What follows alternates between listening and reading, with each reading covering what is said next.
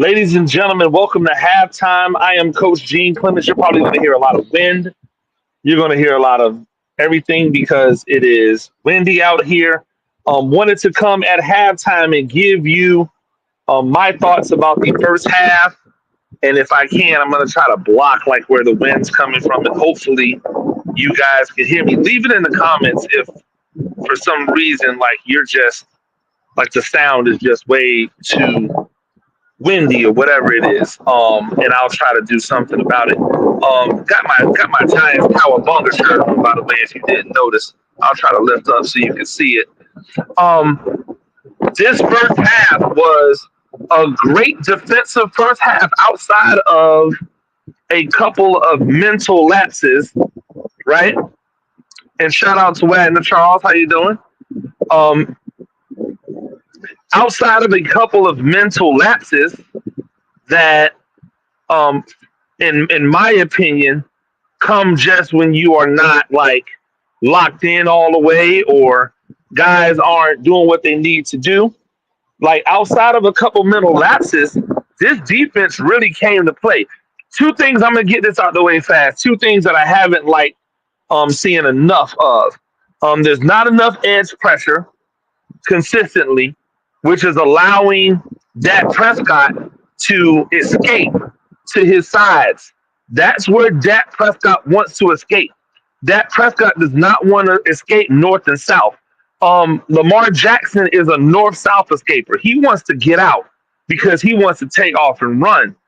Dak Prescott is not Lamar Jackson, and he does not want to take off and run. He wants to try to operate, find a little bit more time. He's a savvy veteran. He's been doing this for a long time now, and he's really good.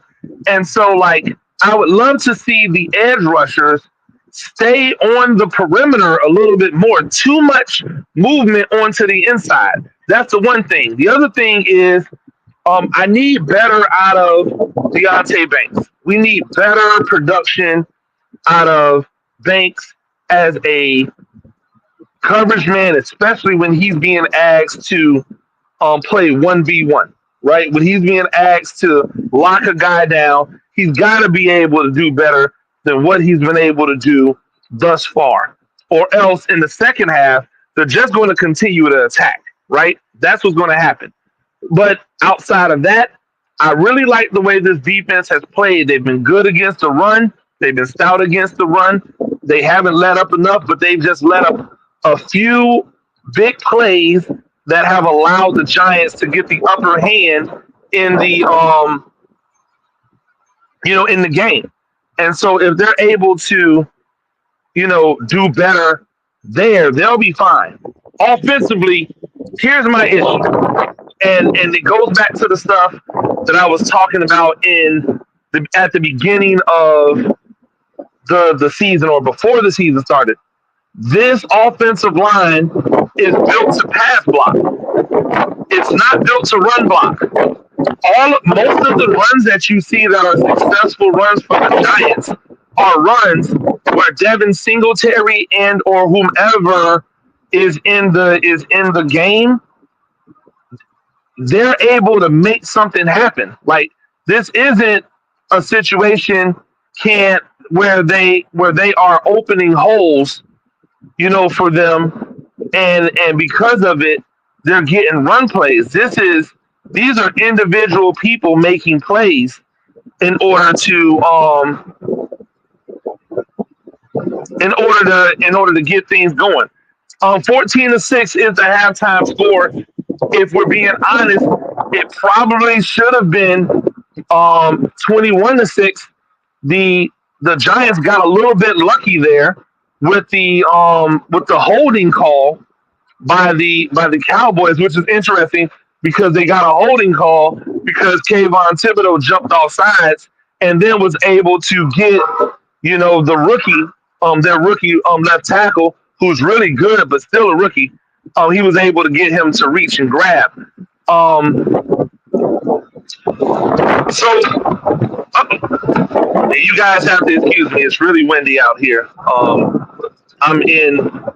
I am in the path of well, I'm not in the path, but I'm in like the wake of this hurricane that's coming down in the area. No, I'm not in any danger out here giving you this stuff. It's just a lot of wind. And so where I was, I needed to get out to be able to talk to you guys. That's what we're doing. Again, we don't have very long because halftime isn't very long, but I wanted to come out and give you how I was thinking. So my issue is the Giants don't seem to be able to open the holes for the backs consistently. Pretty much the same issues that were there when Saquon Barkley was there. But the pass protection has been much better, except for that last one with Jermaine Illuminor you know, just hugged this guy because he was about to get beat for a touchdown. No, I'm not hating on Illuminor. Illuminor has blocked fantastic for 3 games straight now. And so he's doing another great job tonight, but nobody's perfect. Nobody's going to be able to hold up every single time versus elite level guys. The penalties are hurting, but the penalties are not hurting in terms of an ability to win this game. What's hurting the ability to win this game is the inability to strike explosive plays downfield. The New York Giants have not shown the ability to push the ball down the field. There are 2 explosive plays, right? There are 2 explosive plays that should have yielded either touchdowns or really big plays. The first one was the double move that Malik Neighbors had. It was a double move that Malik Neighbors had, and on that double move, Daniel Jones throws the ball too late. If he throws it right when he comes off, and Neighbors is able to catch that in stride instead of having to slow down, wait, and turn around for the ball, that's likely a touchdown, right? Neighbors will be able to then maneuver and run around and be able to strike. That's the first one. The second one is on the rollout to the right, where Daniel Jones is supposed to throw back to his left to Malik Neighbors down the field. He rolls right. He's got plenty of time, but he's waiting and waiting and waiting. And so then when he throws the ball, it has to have so much air on it that the safety is able to get over the top. And Diggs, who Malik Neighbors beat off the ball and had several steps on, is able to then use his makeup speed to get back to the ball. If he rolls to his right and he sees Neighbors beat him immediately, and he just throws that ball out there and let Malik Neighbors go underneath it, that is a touchdown. Ladies and gentlemen, it's not hate on Daniel Jones. I actually think that he is playing the game that he is meant to play for this offense. But that means that there is no room for mistakes because they're not going to hit anybody over the top with any big plays. Like, that's the problem. Defensively, I don't know if they need to turn up the pressure, Larry. I don't know if they need to turn up the pressure necessarily. I think they need to be consistent with the outside rush. They're doing too much moving inside. They need to be consistent with the outside rush. Fuquay Steve, it's not hate. It's just the reality of what Daniel Jones can and cannot do. Daniel Jones is not good at anticipating deep balls.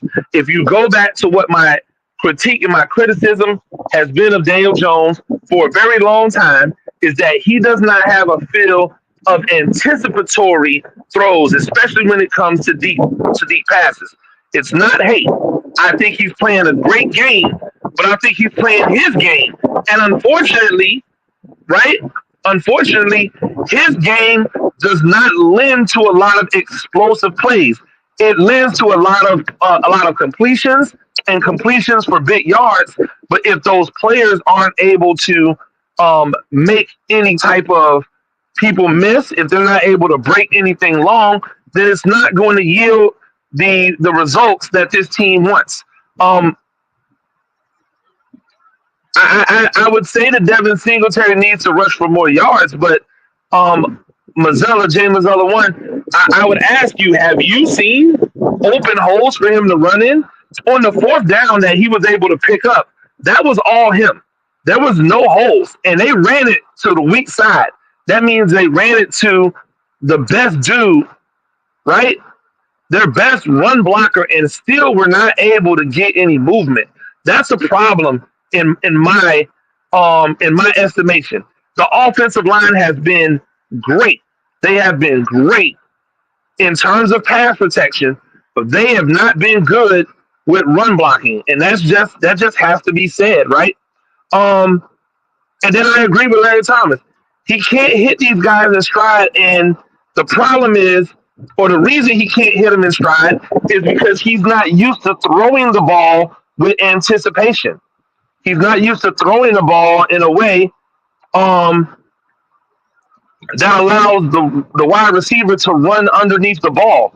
He's used to seeing it be open and then throwing it. He was like that in high school. He was like that in college, and he's still like that in the pros. It's a negative, obviously, but it's not me knocking him or trying to hate on him. It's just who he is. I agree that Deontay Banks has to play better. He is not playing like a number one wide receiver right now. Excuse me, we get a little bit of drips here. Let me wipe off this camera real quick. Man, right? We're not getting a lot of number one cornerback play from him, and that's a problem. I think he needs to lock in, be more focused, and do what he's done in some cases. Like when he was up and pressing on CeeDee Lamb, he had a lot of success. He gets in trouble when he gives wide receivers space. And so if you get in trouble when you give wide receiver space, guess what you probably shouldn't do? You probably shouldn't give wide receiver space. Like that's really what it comes down to. If you struggle with space and trying to pattern match with these wide receivers, but you are really good at being physical and being hardcore with these wide receivers, then that's what you need to do. You need to like stick to that because that's where you're going to be the most successful. I know we're getting ready to start the second half. I think that the Giants have a fantastic opportunity to win this game. The Giants are already in the red zone, ready to strike. I think they have a fantastic opportunity to win this game. They just have to finish drives. That's going to be big. I appreciate all of you guys joining me. A Giant issue. I'm Coach Gene Clemons, New York Giants on SI.